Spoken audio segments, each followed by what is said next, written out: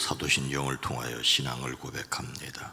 전능하사 천지를 만드신 하나님 아버지를 내가 믿사오며 그 외아들 우리 주 예수 그리스도를 믿사오니 이는 성령으로 잉태하사 동정녀 마리아에게 나시고 본디오 빌라도에게 고난을 받으사 십자가에 못 박혀 죽으시고 장사한 지 사흘 만에 죽은 자 가운데서 다시 살아나시며 하늘에 오르사 전능하신 하나님 우편에 앉아 계시다가 저리로서 산자와 죽은 자를 심판하러 오시리라.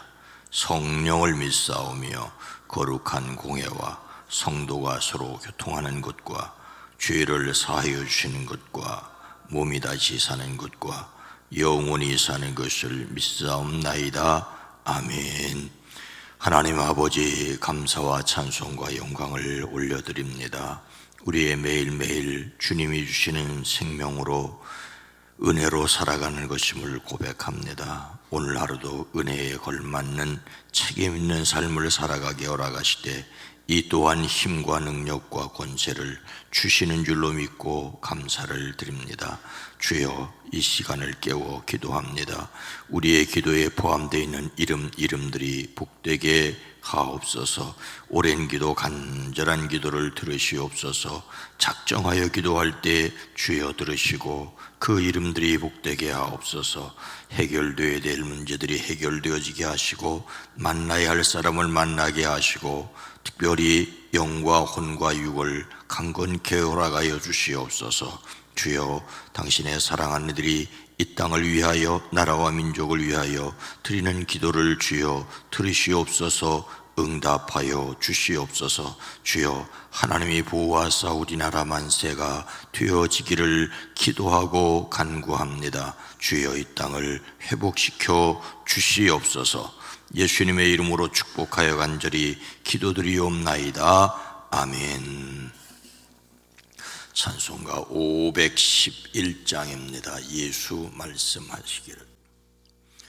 예수 말씀하시기를 누가 오늘이랄까 곡식이고 거둘 때니 누가 추수하리요 후한상을 주시려고 일할 사람들은 주의 직분 맡으려고 대답하려 누구냐 멀리 가서 예방사람 구원하지 못하나 네 집 근처 다니면서 건질 죄엔 많도다 천사같이 말 못하고 바울같이 못하나 예수께서 구속함을 힘을 다해줘 죽을 사람 구하라고 예수 너를 부르니 힘이 없어 못한다고 핑계하지 마. 주가 주신 직분 맡아 항상 기뻐지고 부르실 때 대답할 말 나를 보내주소서.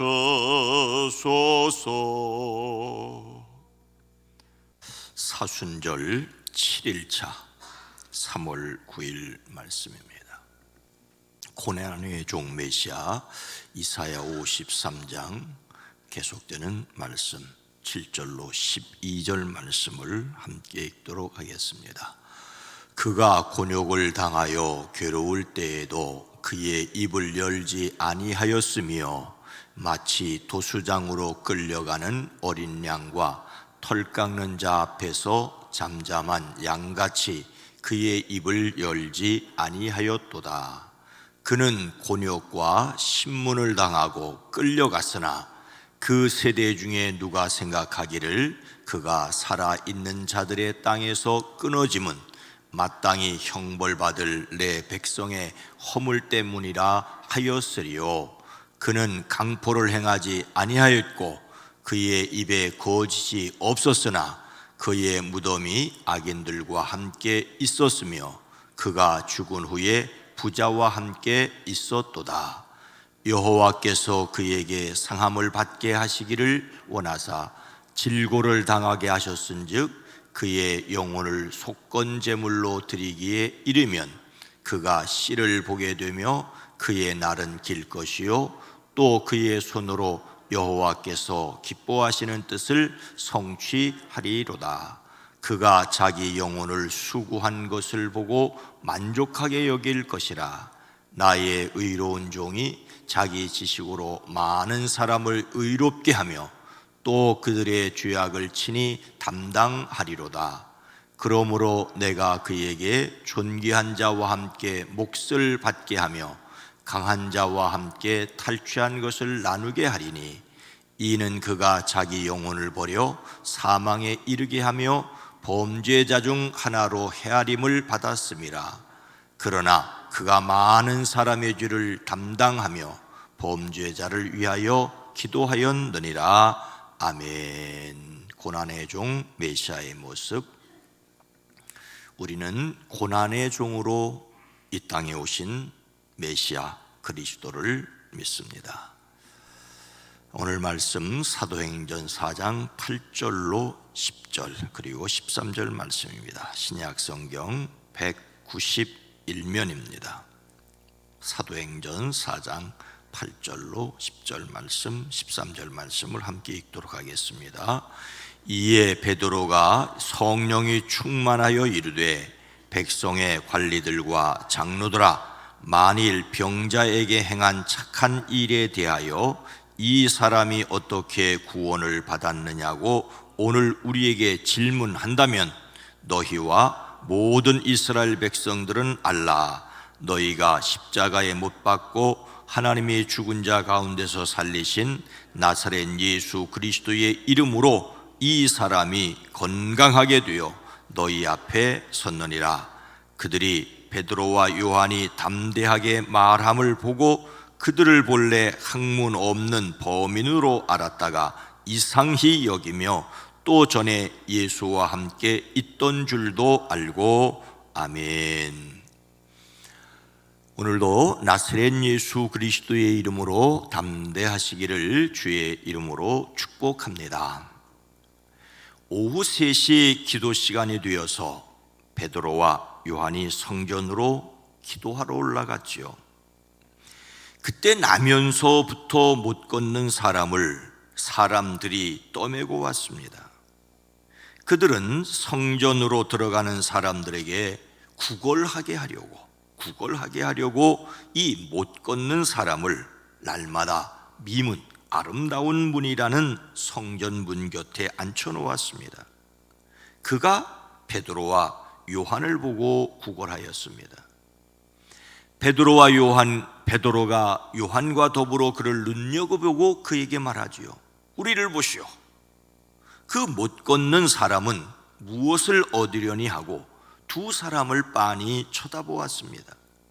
베드로가 말합니다. 은과 금은 내게 없거니와 내게 있는 것을 그대에게 주니 나사렛 예수 그리스도의 이름으로 일어나 걸으시오. 나사렛 예수 그리스도의 이름으로 일어나 걸으시오. 그리고 그의 오른손을 잡아 일으켰습니다. 그는 즉시 다리와 발목에 힘을 얻어서 벌떡 일어나 걸었습니다. 그는 걷기도 하고 뛰기도 하며 하나님을 찬양하면서 그들과 함께 성전으로 들어갔습니다. 사람들은 모두 그가 걸어 다니는 것과 하나님을 찬양하는 것을 보고 그에게 일어나는 일로 몹시 놀라며 이상하게 여겼습니다. 사람들이 모여들었습니다. 베드로가 그들에게 말합니다. 바로 이 예수의 이름이 여러분이 지금 보고 있고 잘 알고 있는 이 사람을 낫게 하였으니 이것은 그의 이름을 믿는 믿음을 힘입어 준 것입니다. 예수로 말미암는 그 믿음이 이 사람을 여러분 앞에서 이렇게 완전하게 성취한 것입니다.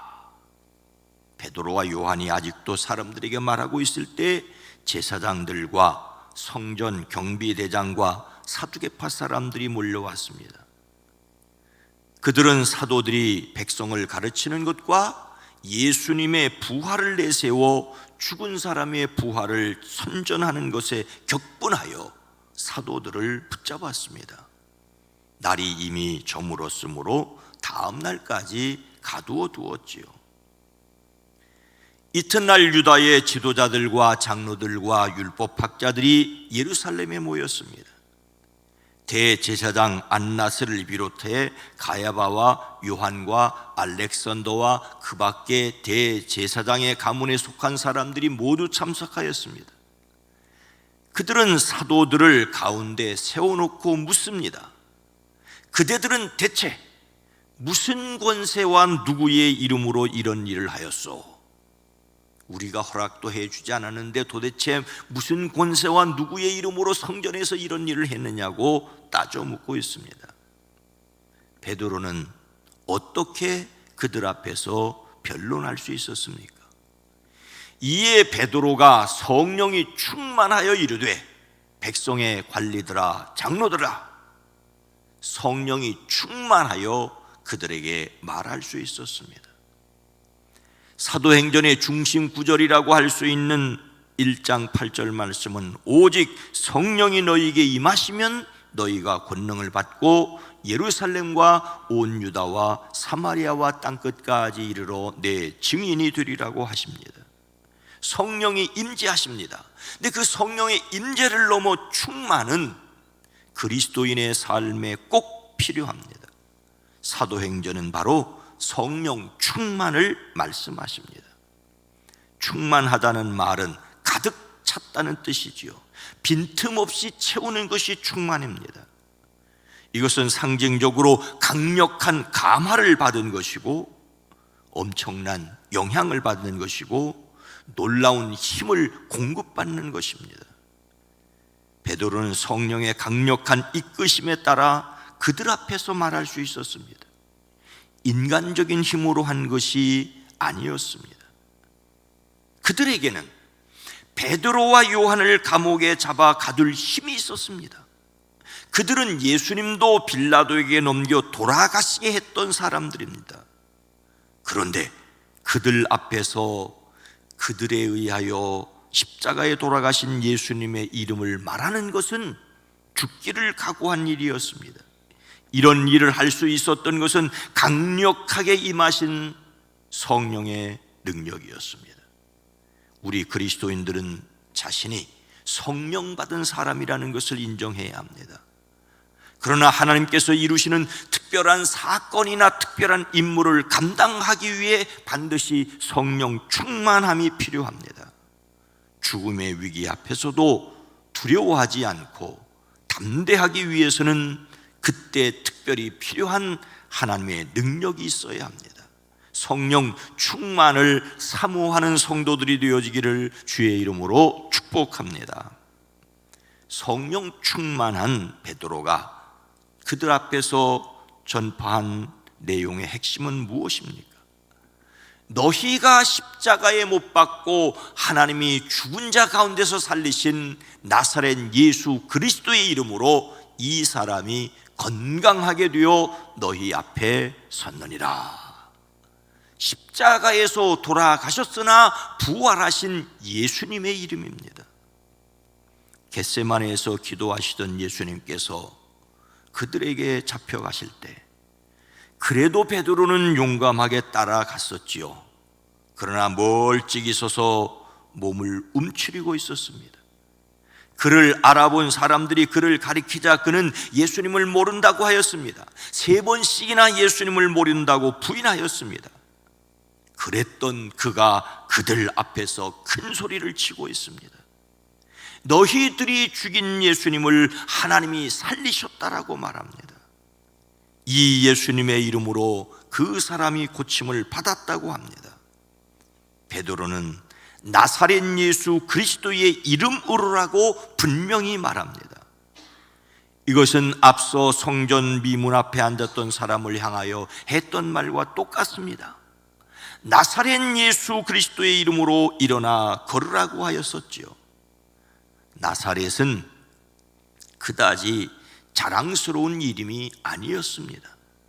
더욱이 예루살렘 귀족들이었던 사내들인 의원들과 비교하면 나사렛은 변방 갈릴리 중에서도 보잘것없는 산골 마을에 불과하였습니다.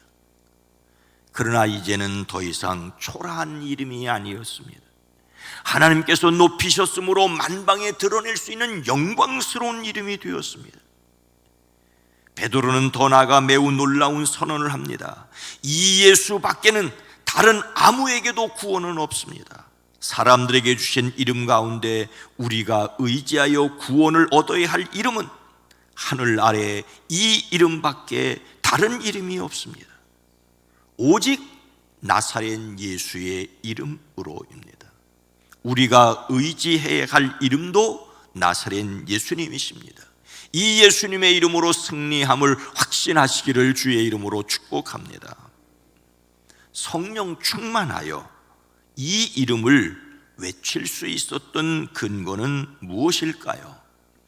그들이 베드로와 요한이 담대하게 말함을 보고 그들을 본래 학문 없는 범인으로 알았다가 이상히 여기며 또 전에 예수와 함께 있던 줄도 알고 그리스도인은 예수님과 함께 있기 때문입니다. 성령 충만하여 나사렛 예수님의 이름을 외치는 베드로 앞에서 그들은 잠시 할 말을 잊었습니다.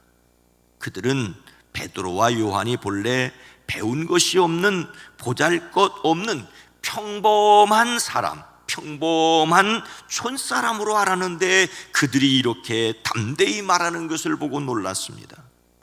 그리고 그들은 그 두 사람이 예수님과 함께 다녔다는 사실을 알았습니다. 성령 충만하여 예수님의 이름을 말할 수 있었던 것은 그들이 예수님과 함께 있었던 사람들이기 때문입니다. 그들은 예수님께 부름을 받고 함께 있으면서 말씀을 들었고 기적을 보았습니다. 물론 예수님께서 십자가에 달리셨을 때 도망치기도 했었던 그들이지요. 그러나 이제 성령 받은 그들에게 예수님과 함께 있었던 사실이 큰 자산이 되었습니다. 그런데 여러분, 제자들이 예수님과 함께 있었기 때문에 이렇게 담대하였다면 우리에게는 희망이 없지요. 왜요? 우리는 예수님과 함께 있어 본 적이 없었기 때문입니다. 그런데도 희망이 전혀 없는 것은 아닙니다. 바로 사도 바울 때문입니다. 바울도 생전에 예수님을 만난 적이 한 번도 없었습니다. 다만 다메섹으로 가다가 예수님을 환상 중에서 만나봤을 뿐이기 때문입니다. 그러면 예수님을 만났거나 환상을 보아야 하는 것입니까? 극적인 경험은 극적인 변화를 이끌어내는 것이 사실입니다.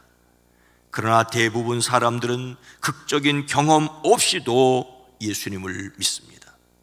예수님은 포도나무에 비유해서 이렇게 말씀하시죠. 너희가 내 안에 있고 내 말이 너희 안에 거하면, 내 말이 너희 안에 거하면 무엇이든지 원하는 대로 구하라. 그리하면 이루리라. 예수님의 말씀이 믿어지고 그 말씀을 마음에 품고 있는 사람들 속에 예수님이 지금 함께 계시는 것입니다. 약속의 말씀을 확신하십시오. 그 약속의 말씀을 믿어지게 하시는 그것이 바로 우리 안에 예수님이 함께 계시다는 증거입니다. 예수님의 말씀을 확신함으로 담대하시기를 축복합니다. 예수님을 닮는 성품 3월의 주제는 담대함입니다.